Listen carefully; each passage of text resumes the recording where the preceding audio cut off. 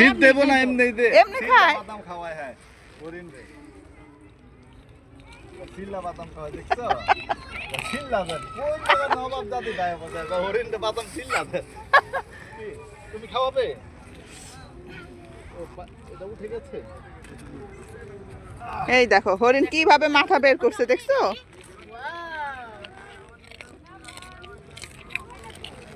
আমি ঠিক করে দেই আর খাবা আর খাবা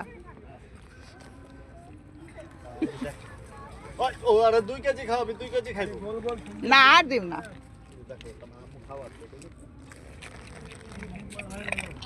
পোলাবান দেবার ফোন করে দিতে না